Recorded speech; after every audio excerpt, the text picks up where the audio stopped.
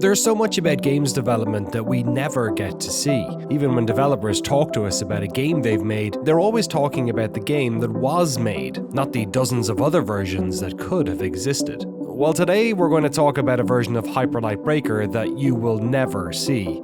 It's a version of the game that will never be shown in promo materials, be talked about in interviews, or be the focus of discussion between players. In fact, you never even would have heard of it, or the massive gameplay shift that eventually killed it, had Heart Machine not had us along for the ride. The team at Heart Machine are working on Hyper Light Breaker, a follow-up to the studio's founding game Hyper Light Drifter, building off the 3D tech of their challenging sophomore effort, Solar Ash. Gameplay of Hyper Light Breaker has still not been released, but in our opening episode we teased a lot about what the team was planning. A roguelike with different biomes that were created using a procedural level building technology the team was still tuning.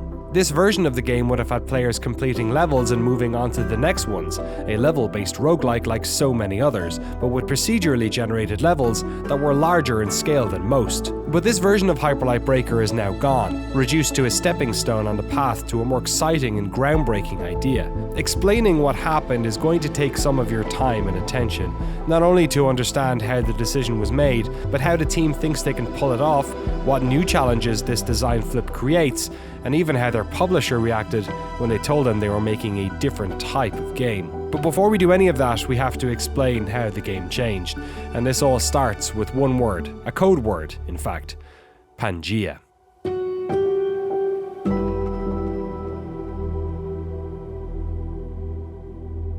The whole thing was, you'd go kind of stage to stage, and each stage was its own biome. And each stage was a pretty open world unto itself. Like, it was still a open space with a lot of ways to approach it. We had like sub-zones to a biome, so it'd be like a little more tropical for this area, or a little more, about like this type of architecture over here in this one, so you'd be able to differentiate between the spaces a little bit better. But yeah, you'd go from one biome and then kill the boss at the end of it, and then kind of progress to the next one. And for a long time that was fine, but what if a roguelike with an open world, and you never see that world again once you die, and it's brand new each time, was something that had been running through my head forever on this project. It just could never quite be a reality. The other version that we had, not but 2 months ago, was facing its own set of challenges. And we had come to a point at the beginning of this quarter where I was looking at our build and looking at kind of what we were trying to approach, where filling in these large individual levels of biomes that were discrete was a lot of work. Trying to make each of those levels as engaging as possible from a level design standpoint with math is a challenge. We just had managed to get like one of our biomes feeling pretty good as far as the landscapes went, feeling pretty good as far as like distributions of spawnable objects for the environment and other elements of it, feeling pretty good, but it still needed time and polish and effort to even get that first biome into like the most ideal space. And so looking at that reality with like the next 2 biomes we were working on, what do we really, like, we're staring down some like pretty hefty work here. And so why don't we just go open world and shove everything together? That's actually, easier for us, or better for us on like time spent in the long term. The tech art team was working hard to fine-tune their procedural level generation so that every time the player did a run, these large open levels felt brand new. But as Alex said, the original scope of these levels was rather large, and as each level took place on a different biome which was meant to look and play differently, the tech art team would have to basically start from scratch on the procedural generation system for each of these biomes, and right now they were still fine-tuning the first one. As the team worked on the game and learned what it was, it became clear that this approach was going to take too much time.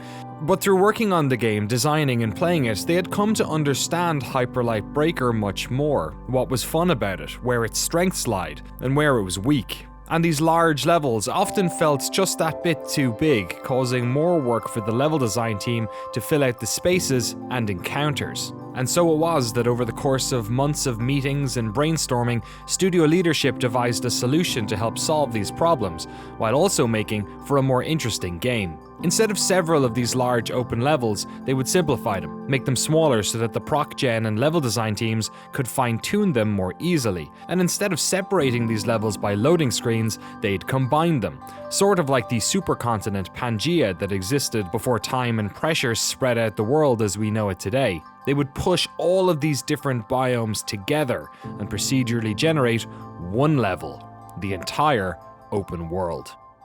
What we're going to do instead is the Pangaea method.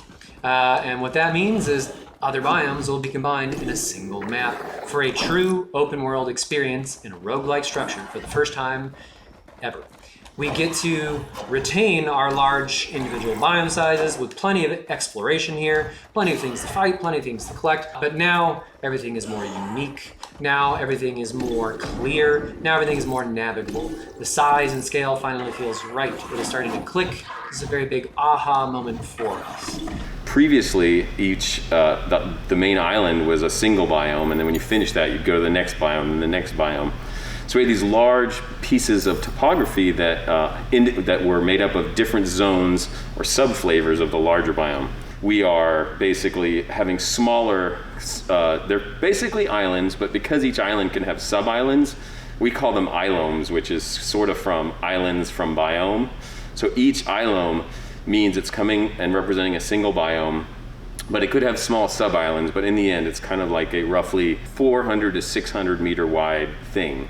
What's nice is that the way we were doing before, each biome was getting treated as its own thing. It was coming out of Houdini as mesh, it was going into the game, it was getting zones placed on it. These zones then use data-driven tables to decide how things were decked, and you get the different flavoring for the decking based on the biome in the zone. And what's nice about the Pangaea switchover is it's been a bunch of work, but ultimately we're still decking each ilome because it's a biome with zones, just like the larger island, it's just smaller. Kind of at the same point that like we made the switch to Pangaea, we kind of also realized that we also have to like up our game and get everything, starting to get everything stabilized, and so that we can kind of look at this stuff and say, that's looking good, that's feeling good, it feels like artist stuff. It's a big transition, but it's also not. That's again, the strange thing to say about it is like, it is and it isn't. It's tough, it's got an upfront cost, but it saves on the back end, and it actually makes a whole lot more sense for us in so many different ways, and makes our game all the more unique because there's nothing out there that's an actual open world that, you never see it again on a run in a roguelike. You have room by room stitched together stuff, or you have like larger design spaces like in Risk of Rain 2 or whatever else, but to have like an actual generated, truly open world is a unique thing for the genre, basically. Dramatic for sure, costly for sure, but ultimately less costly in a lot of ways in the long term, and way more exciting, and it just made a lot of sense as soon as we started doing it. It was like, we've kind of been going for this in the first place. Let the game be what it wants to be. Let it be the thing that it's been trying to be for a long time, and just fully embrace that now that we have those tools available, now that we have kind of the clarity here to actually execute on this in a way we couldn't before.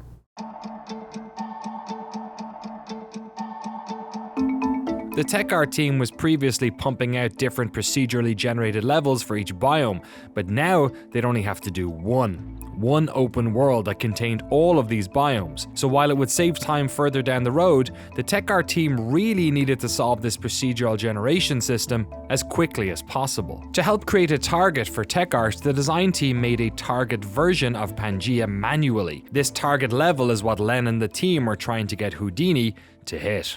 You can start with like a basic shape. Think about a circle. And so this node here creates a circle, and it creates it randomly of different shapes based on some, parameters that are there. But then the next node in the chain, you can see this node is connected to the next node, next node, next node. You can think of this as a geometry processing chain. So at this node, if we just said that's the result, we just get a circle. This next node scatters points inside that circle, and then that gets randomized as well, and I distort it some more, and then technically for this biome and this variant, this is the footprint of the island. So then after that, you take this data, which represents a height field with an area masked out, and you can start doing things to it. So in this case, through these nodes, I'm starting to do some noise. So you kind of notice here, I've got this flat area, and then I push some noise through it. And what's important about this noise is controlled by a set of parameters, and for every variant of every island, that parameter can change, and that's how we get different variants. And if you do the parameterization right and the randomness right, these islands can look very, very different, but all retain a similar flavor. There's some behind the scenes data stuff, but then ultimately we start getting a mesh surface that, again, you can see that outer kind of shape that was formed from those circles getting scattered, etc. But through a bunch of processing, it starts to take shape into what can be landscapes. But the important thing is that this maybe could be a landscape. It's pretty basic, and it's not finished. There's much more stuff that happens. Peaks, mass for cliffs, we add cliffs. We start seeing the shapes emerge. But because everything is randomized at the top and it's a processing chain, I can move one frame, which basically randomizes those values. And after a few seconds, we have something that feels similar, but is a completely different looking island. The next set of nodes is very specifically trying to add gameplay features, which are these kind of mounds. So now we've added mounds that have very particular shapes. If we look at them, they have a mostly flat surface, but with these slopes that allow for gameplay to get up on them. So they're not pure mesas. But that's been one of the challenges of Houdini, is building these shapes in a way that gives interesting and valid gameplay spaces, but that doesn't, go bananas if you roll some other random variables at the top and it sends all these new pieces of geometry down. You have to make every part of the chain stable, so to speak, so that it'll work across the 5 variants that we're doing now, but ultimately we're going to go to 20, 30, maybe even 100 variants per ilome. So one of the challenges for me was I can get results like this pretty quick, but then I get feedback from Alex or others saying, you know what, can we get those surfaces to be flatter? See how flat they feel? Yeah. Wait, how close you want me to get? Oh, There's a little bit of change. Okay, I gotta push that farther. I'd say like a 23% more. 23% less flat. All right, I'll do that. Cool. Some changes are super easy. They're like a little single parameter. I know exactly what they are. Others are we really want this feeling of flow. Like if you look at the manual Pangea level, the artist Will and Danny Mull, they kind of designed it very intentionally, where there's sort of flow lines of where you'd enter an island, and then there's sort of these pathways that go to these kind of points of interest. And those points of interest then have kind of flow or pathways, also kind of inform how the decking works. So they'll put pieces specifically kind of along these pathways, oriented along these pathways. And it feels very intentional. It feels very artist made, which is what we're after. But we would then need to, if we want to capture that, we need to also get Houdini and our decking system to have the data to be able to kind of make those same decisions. So ultimately, we need sort of points of interest. And those points of interest probably would need to start at Houdini so that the terrain has large enough flat regions to kind of represent or contain those points of interest. Trying to design with math is tough. If you want to achieve, a waterfall coming out dynamically like that, then we need to build a system for that to be true, for a point on the landscape to be identified where that would spawn from, essentially. Or, you want a bunch of caves like this, so this is what we need to do in the algorithm in Houdini for levels to chisel out space for this, and this is generally how big they should be. We're still kind of missing a lot of the beachfront stuff. Right now it's still a lot of sheer cliffs around the edges. And we want a lot of entry points where it kind of slopes into sea level. So we definitely want, especially if we're going to rotate these things and put them in different setups, we want probably 4 entry points spread out pretty evenly across. Something like that. Something like that, yeah. Obviously, the back where it's sheer cliff, we not going to do much there. But anything else that's close, we would want beachway access points that slope down to sea level and up into the general height. Yeah, I think this particular iteration also, I lost my beaches that I had at one point, but I kind of want to rework those as well. Given all of this work, why the special sauce of doing this procedural? Why could you not just get the artist to go make a shitload of variants? What do you like about it? What's so cool? I've thought about that, and I'm sure Alex has thought about that. I mean, that's definitely an option, and it would be probably like a fail-safe, and we've actually thought about maybe there could be like a compromise, like if I can't ever get the Houdini rolls, the variants, I call them the random rolls, but if we can't get those looking high enough quality, we could potentially do something like that where we're like, look, we pushed them pretty far, but the proceduralism is just like not giving us that final little bit, that little extra piece, and then we basically export them to landscape, go into Unreal, and literally, have a team of environment artists just kind of do this sort of like ink and paint and like Disney animation. They go through and do that final like cleanup or whatever has to be done. But we've always wanted it to be that we could have so many level variants that a player wouldn't notice that they're playing the same one. The goal and the dream is to get Houdini to generate these things like en masse. The cool thing is if you can get the formula right in Houdini, I could do 20, I could do 100, I could do 1,000, and it would be almost no extra effort. Right. Once the formula is working and is solid, I would say I'm a little behind on like delivering the goods. So I do feel a decent amount of pressure on me now to bring home the bacon, so to speak, with the Houdini stuff. We got it a decent amount of way very fast, and now it's sort of like, okay, pushing it to that next level of like, no, but really, how do we make it look like the artist one? And I think we'll get there. It's an interesting race with time. The team in Heart Machine was on board with the change and working to implement it, but there was also the matter of the game's publisher, Gearbox. A fundamental design change like this is going to have knock-on effects across the production of the game, so Alex had to make sure that he adequately communicated these changes and the reasons behind them. Earlier you saw a video of Alex pitching the Pangea project. This was actually part of a set that was made specifically to communicate the changes to Gearbox. We were interested in what Gearbox thought when they heard that the game was taking such a change in direction, especially when it's relatively late in the game's development.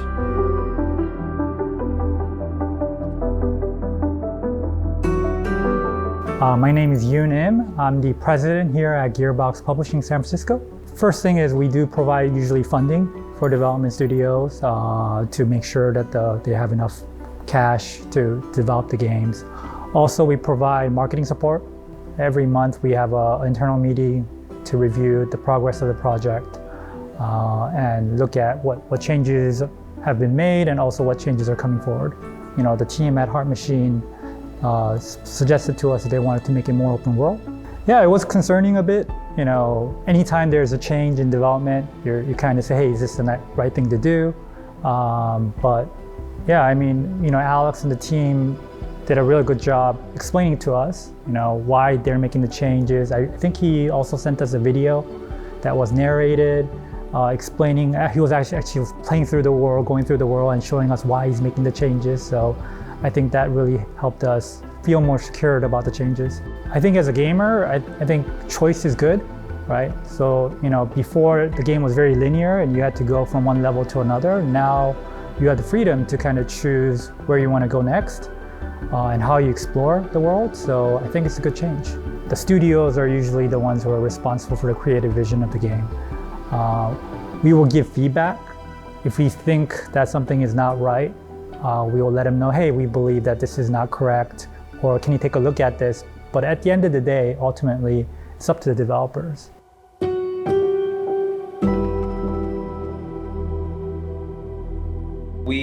You know, if you haven't peeped it, you definitely need to. In the announcements channel, I posted up news about us delaying our quarterly deliverable from the end of September to the end of October. Unfortunately, through circumstances outside of our control, we've suffered, some hits on our end. Lots of people have gotten sick this last quarter, and other circumstances have occurred that have left us in a bit of a lurch and a bit of a bind on the engineering side. I've had some discussions with the publisher as of last week and made the decision with production that we're going to go ahead and delay a month here to the end of October. That had a big impact on us. We've had a lot of people out for various reasons, not just COVID, but COVID was a big factor as well. And so we've lost just a lot of time overall to things that were out of, everyone's control. But sometimes, there's a certain amount of time for production you try to factor in to cover unforeseen things happening. But when you can't foresee how many unforeseen things are going to happen, then sometimes it can become a bit of an issue, yeah.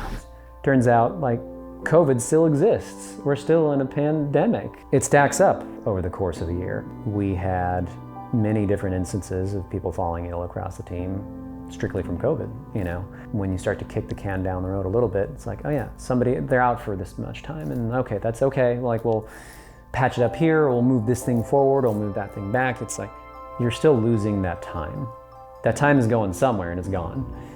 And what ended up particularly problematic this quarter, a bunch of people being out, very specifically on the tech side of the project, for a variety of different reasons. Again, through no fault of anybody, get sick, have, tragedy, have other things. 5 different engineers were out at different points over the past 2 months.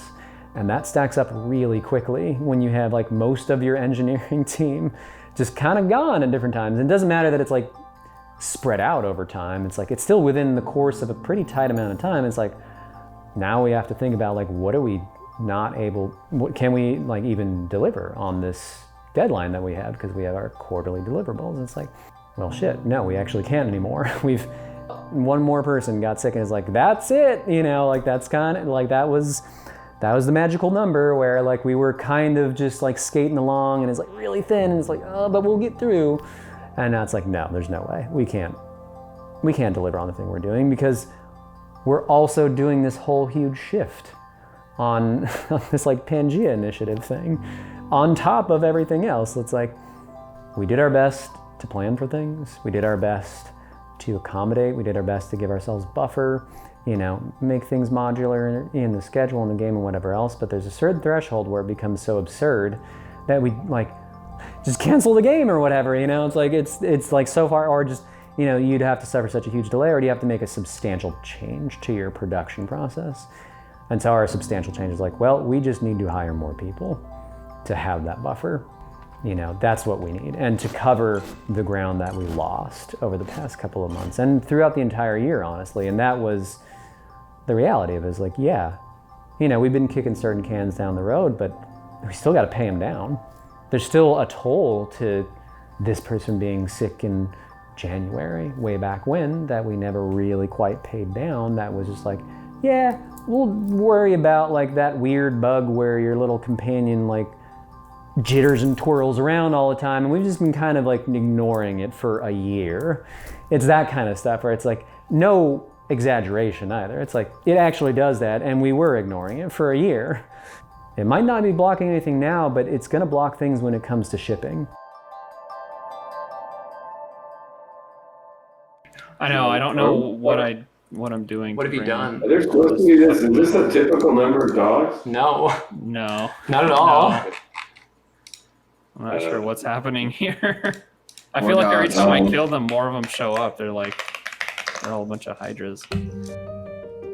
Heart Machine would hit their month's delayed milestone and get Pangea back on track, but there's a lot more development happening across the team. There are characters to create, assets to make, music, story, multiplayer. The team is aiming to hit early access in 2023, so each developer, whether remote or in the studio, has their own projects to complete.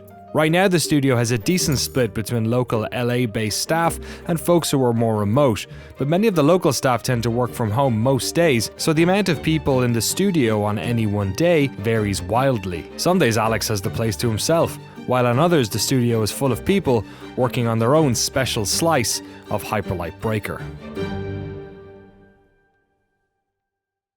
Isaac did this incredible concept art. I take this from him, turn it into the eventually the model you see in game, with sort of a lot of back and forth and feedback happening along the way.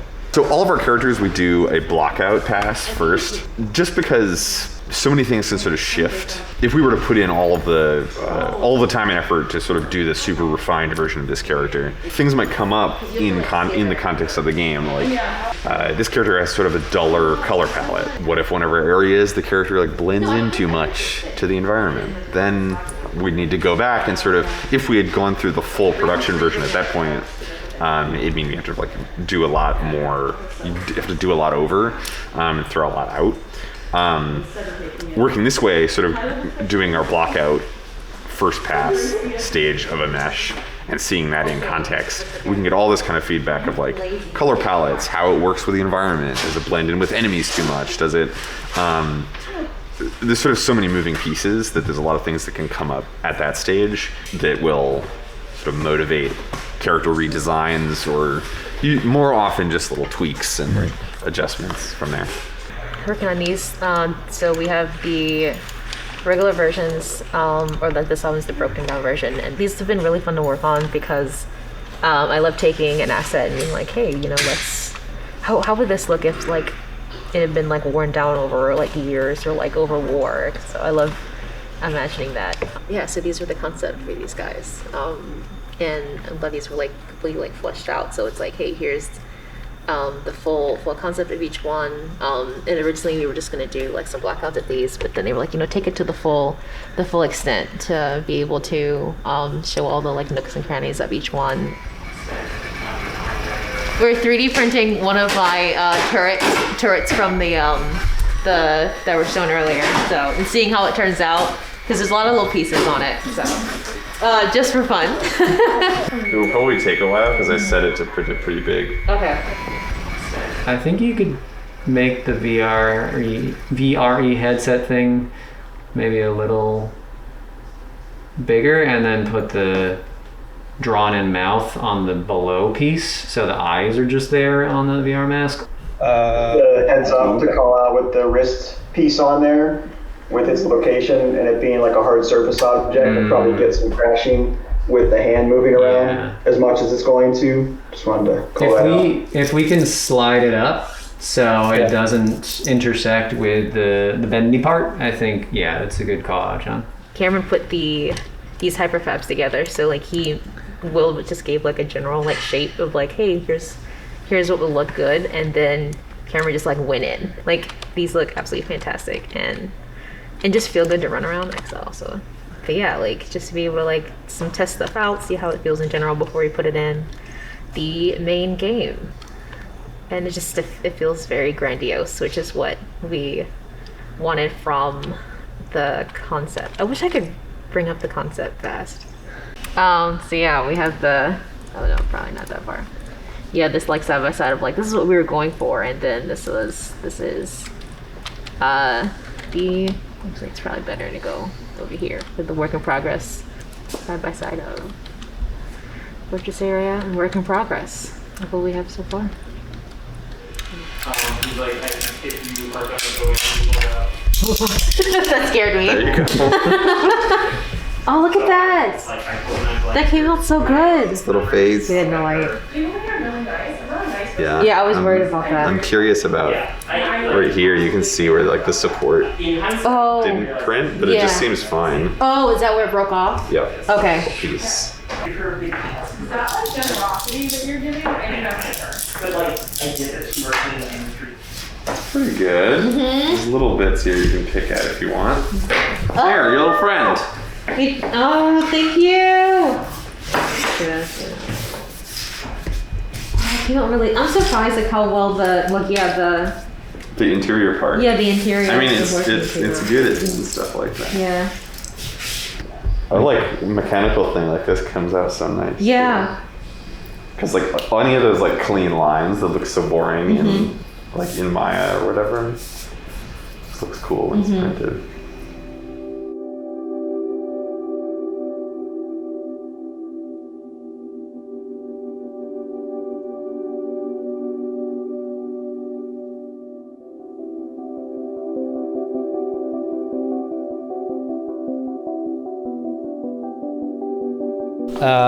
Things are things are good. At the end of the year, we ended up putting it as our default map to go to, basically. Like, we're using a manual version of stuff that we'd laid out for the Pangea to envision, like, this is how it should be. This is the ideal version with everything in there, but it was all handcrafted. And now we've pulled the trigger, and it's like, well, the proc one, the actual Pangea is the one that's live and that we're testing with and building things in all the time now. So there's no more like, we'll build it here in the manual version, see how it works, and then put it in the proc version. It's like, no, we'll just put it in the quote unquote real version, and there we go. I'm mainly looking forward to getting the game out to the public and into people's hands. That's gonna be a big thing for us, like putting this out and seeing what early access is like. So I'm just imagining what that'll feel like in early access, where it's like, definitely not finished, and like people will be like, that feature is bad, and it's like, it's not finished, don't worry about it. And it's like, how can you say that to however many people are playing beyond like patch notes and whatever else, or just big banner that says early access, because you don't know like what person's gonna expect what part of the game to be done. And some people expect the whole game to be done in early access, and that's the point of early access, that's just unfinished. And so it's like, get comfortable with feeling uncomfortable to some degree and being like, trying to explain to the community, it's like, don't worry, that will be fixed, Okay, I'm gonna count down. I'll see you in groups. 3, 2, 1, goodbye! Hey. Goodbye. Hey. Goodbye. Bye-bye. Farewell, y'all.